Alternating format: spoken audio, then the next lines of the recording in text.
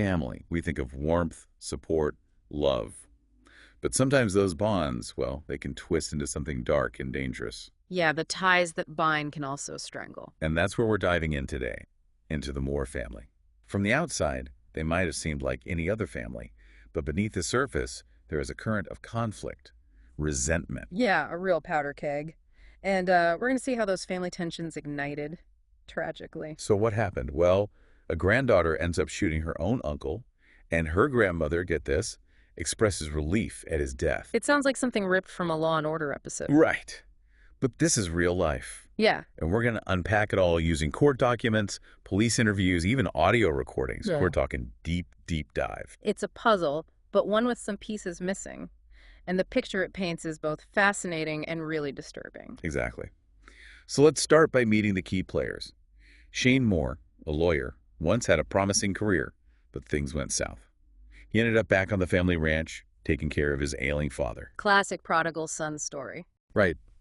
But then there's his sister, Kelly Moore, also a lawyer, driven, a single mother.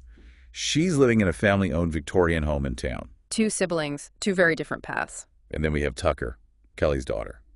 She's the one who ultimately pulls the trigger, killing her Uncle Shane. And we can't forget the matriarch of this family, Lori Moore. She's the one who owns both properties, the ranch and the Victorian home.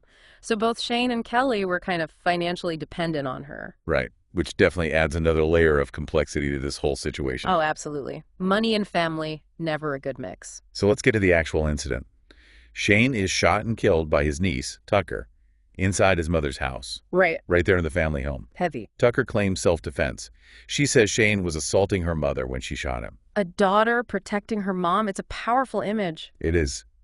But the detectives investigating the case, they immediately noticed inconsistencies. Like, Well, for one thing, they thought it was strange how similar Tucker and Kelly's accounts of the shooting were. Almost as if they'd, practiced the story beforehand. rehearsed their lines. Exactly. So the detectives start digging deeper into the family's history. And they find a web of conflict, resentment, Oh, yeah. This isn't just a random act of violence. There's a whole backstory here. a long and tangled backstory. We see hints of sibling rivalry between Shane and Kelly, maybe stemming from their childhood, competition for their mother's attention. The classic setup for family drama. Right. There are even suggestions of past violence. An incident with an oil can, alleged threats from Shane, even a restraining order. And then there's Kelly's personality. She's described as volatile, angry towards Shane, distrustful of the police, and then there's that chilling statement after Shane's death. What? That she was relieved. Yeah. Who says that about their own brother? It's all just so unsettling. It paints this picture of a family on the verge of imploding. And remember, we're only hearing Kelly and Tucker's side of the story at this point. Later on, we'll hear from other family members, like Shane's younger brother, Ryan. And his take on Shane is very different. Right. It's like looking at two completely different pictures of the same person. And that's what makes this so fascinating. Who do we believe? How much of what we're hearing is truth, and how much is colored by personal perspectives and, let's be honest, potential motives? That's what we're here to figure out. And we can't forget about the financial aspect. Both Shane and Kelly, they were financially dependent on their mother. And the ranch was supposed to be split 50-50 between them after their parents passed. So there's definitely a potential inheritance dispute brewing beneath the surface. Could that have played a role in the shooting? It's a question we can't ignore. And then there's that weird detail just hours before the shooting, Tucker test firing a gun on the property. It freaked Shane out so much that he actually called the police. Wow. That's really unsettling. Was it just a coincidence, or was it a sign of the escalating tension? It makes you think, doesn't it? What was going through their minds that day? Were they all just on edge, waiting for something to snap? It definitely adds another layer of mystery to this whole thing. We've got the players, the incident, and now some really intriguing pieces of the backstory. But to really understand what happened, we need to go deeper. Exactly. And that's what we'll do in part 2, where we'll listen to Kelly's explosive interview with the police. Yeah, trust me, you won't want to miss it. Okay, so we've set the stage. This family, the Moores, a whole lot of tension simmering just below the surface. A powder keg, just waiting for a spark. Right. And then, boom, Shane is dead. Now we need to try to understand what led to that But moment. thankfully, we have those police interviews. They talked with everyone involved right after the shooting. Yeah, raw, unfiltered accounts. You really get a sense of the chaos, the emotion of it all. It's like a window into their minds right at that moment. Exactly. And one of the most, well, I'd say disturbing pieces of evidence is the audio from Kelly's interview. Oh, yeah, she was something else. She's a lawyer, right? You'd think she'd be careful with her words, but she just goes on these tirades about Shane, paints him as this monster terrorizing her family for years. It's almost like she's trying to demonize him. Right, trying to justify what happened. She even claims there was this past assault, Shane attacking Tucker, which, plays right into Tucker's self-defense claim. But if we think back to what Ryan said about Shane, it's hard to reconcile those two versions of him. Totally different pictures. Like night and day. So what's the truth? Right, who's telling the truth? It's like Kelly's playing this game with the detectives. She knows the law, she knows how important her words are, but she's dancing around the truth. Leading them on, but never quite giving them the whole story. It's like she's trying to control the narrative, make everyone believe that Shane had it coming. You can almost hear the wheels turning in her head. And then it gets even weirder. When the detectives ask her about the shooting itself, how she felt, she doesn't show any grief, no remorse. No, it's the opposite. Yeah, she's almost happy. There's this moment where she just straight up says, "I'm glad he's dead." Chilling. Absolutely chilling. Who says that about their own brother? Especially right after he's been killed. It's just not normal. Definitely raises red flags about her emotional state and maybe her role in all of this. Right. It makes you wonder, was she really terrified of Shane, like she claims? Or was this all a way to get rid of him, a solution to a problem? And let's not forget about the money. With Shane gone, she's in line to inherit a bigger chunk of the family estate. Exactly. And the detectives, they picked up on that too. They ask her about the inheritance, but she denies any financial motive, says all she cared about was protecting herself and her kids. But her actions, her words, they tell a different story.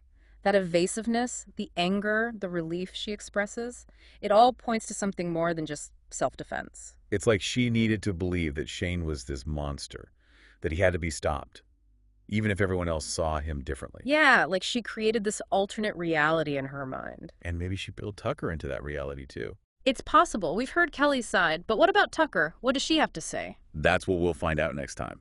We're going to dive into Tucker's interview and try to understand what role she played in this family tragedy. So we've heard from Kelly, her story, her unique perspective.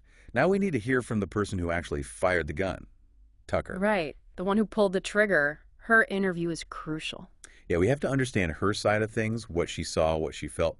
But we also have to remember, she's young, caught in this tangled family web. Absolutely. And we can't ignore the influence her mother might have had on how she saw things, on what she told the police. Exactly. And right off the bat, you notice the similarities between their stories, Tucker and Kelly.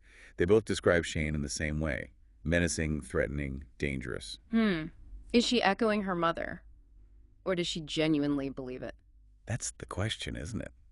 It makes you wonder how much of her perception was shaped by Kelly's view of Shane. Growing up hearing all those negative things about him. It would be hard to separate yourself from that, wouldn't it? There's this one part in the interview, Tucker's describing Shane arriving at the house.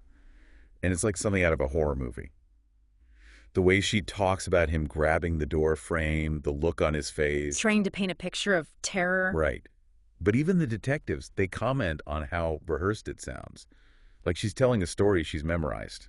It lacks that raw emotion you'd expect, after just killing someone, especially a family member. And then there's the gun. The fact that she'd been test firing it just hours earlier, it's hard to dismiss that as just a coincidence. Right. Was it a sign of what was to come? A warning? Or just, as Kelly claimed, a reckless act? Hard to say. But it does make you question her state of mind that day. Was she genuinely afraid? Or was there something more going on? It adds another layer to the puzzle, that's for sure. And we haven't even talked about Lori, the grandmother. She witnessed everything. And her reaction is maybe the most unsettling of all. Right. She said she was relieved that her own son was dead. Can you imagine saying that about your own child? It speaks volumes about how toxic the relationship had become. Yeah, this whole family, it's like they were trapped in this cycle of anger, resentment, fear. And it ultimately led to tragedy. So after hearing all of this, where do we land? Was this self-defense, like Tucker says? or something much darker? It's hard to say for sure. We have all these conflicting accounts, these strange details. It's messy, like real life often is. It is. And it makes you realize that sometimes there are no easy answers, no clear-cut good guys and bad guys. It's a reminder that truth can be subjective. What one person sees as a threat, another might see as something completely different. And it all comes down to perspective. It's been a long, winding road. We've dug through court documents, listened to interviews, tried to make sense of it all. But I think this case, it's a stark reminder of how quickly family conflicts can escalate, how those bonds, those ties that are supposed to hold us together, can also tear us apart. It's a story about family, about secrets, about the power of perception, and in the end, it's up to each of us to decide what we believe. We've laid out the evidence, the different perspectives, but the final judgment, that's yours to make. And we hope this deep dive has given you some things to think about. The complexity of family relationships, the fine line between victim and perpetrator. And the importance of looking beyond the surface, questioning everything, because sometimes the truth is a lot more complicated than it seems. Thank you for joining us on this deep dive. We'll be back next time with another story, another mystery to unravel. Until then, keep asking questions, keep searching for the truth.